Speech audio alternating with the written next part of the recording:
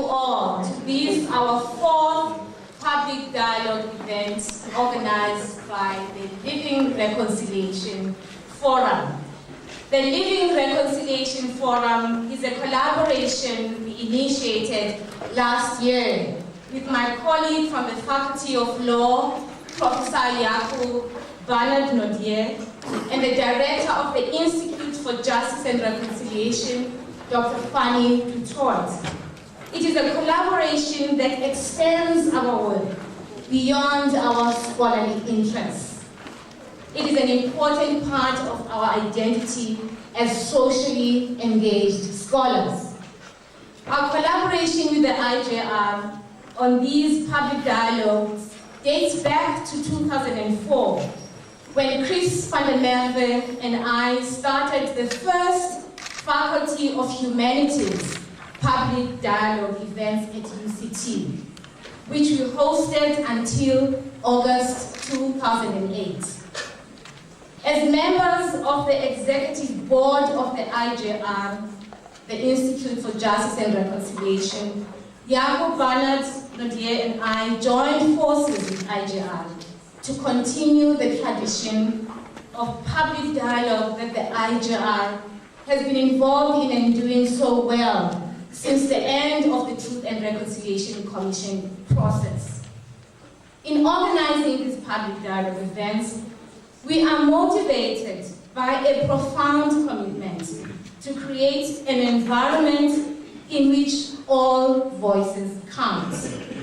In a society in which now human rights issues have taken a front row seat, we are concerned that we respond to one another with the responsibility of care and compassion for others rather than the force of righteous entitlement to freedom of speech. We want these public dialogue events to be moments of creating a concern for others, an ethics of care, a reparative politics, and for them to become a site of ethical engagement. Those are some of the issues that concern us, that have motivated us, particularly in a country where we find there is a critical lack of moral leadership. We've invited the people you see around the table this evening because of their wonderful example of having lived their words, the words of commitment to equality, to justice, and to a spirit of reconciliation in our country. People who embody the very essence of integrity in our country. These people around the table for us represent all of those goals. The young people who sit next to them, we hope that they too will imbibe and feed into this example of our leaders and lead in their own style, but also focus on this important significance in these times in our country of integrity, of a moral leadership that is inspired by a spirit of integrity. With those words, I'm going to invite one of our leaders here at the University of Cape Town, who similarly embodies those words of integrity, and he has supported us in very important ways. And so, ladies and gentlemen, without much further ado, I invite Professor Thandabantu Vapo, who is the Deputy Vice Chancellor.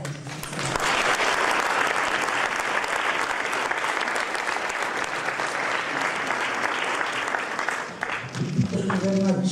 Thank you very much, Pumla, and good evening. I have a very specific, very brief, and very pleasurable task this evening, because I am not one of the speakers. I have the honor and the privilege to welcome you. Before I do that, though, I think I should say that when I stand here and look at this absolutely packed lecture theatre, I get very encouraged. It brings out feelings of gratification and satisfaction and joy, because firstly of the importance of the topic that has drawn luminaries like the ones you see in front of you, but also simply because this is what we've been trying for at UCT for a long time, and over the last while it has looked as if we are getting it right.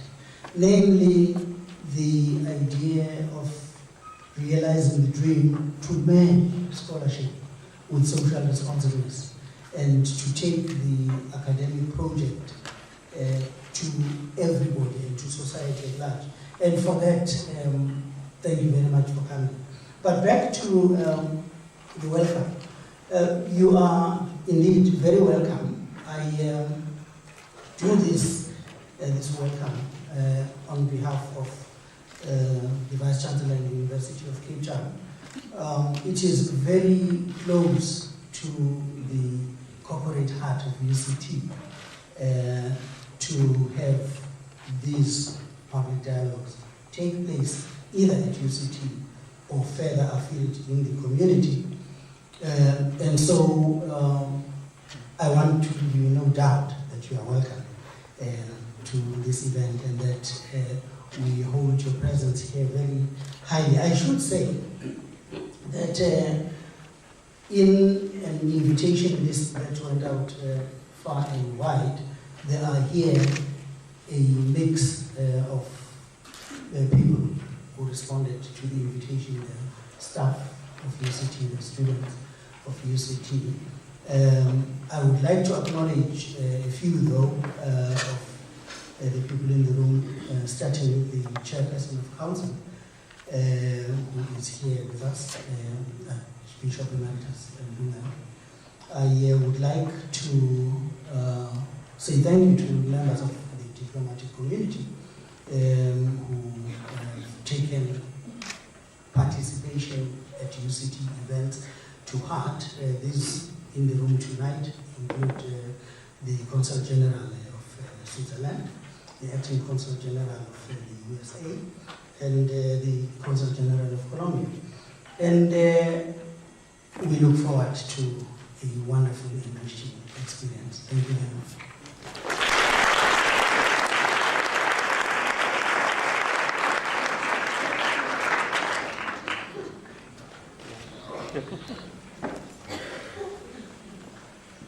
Good evening, everyone. I do want to say thank you all for your presence here. I think that I speak not only for myself, but also for Pumna, and on behalf of the Institute for Justice and Reconciliation when I say that we indeed feel inspired by your support.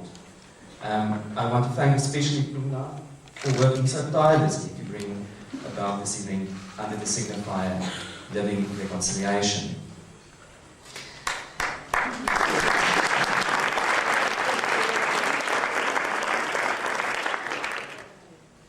It is in order to justify to you our choice of this word living in naming this project that I refer to the work of Oscar Wilde, who somewhat pessimistically, characteristically of him, once remarked, "To live is the rarest thing in the world. Most people exist, that is all." Now, while the Living Reconciliation Forum is inspired by a notion of living that is more than mere existence, as Wilde indicates, we believe, contrary to Wilde, that living does not have to be a rare thing, that all of us can learn to live and not just merely exist in the world. Living, when it is expressed as more than existence, suggests effort, action, vitality, work, difficulty, process, struggle.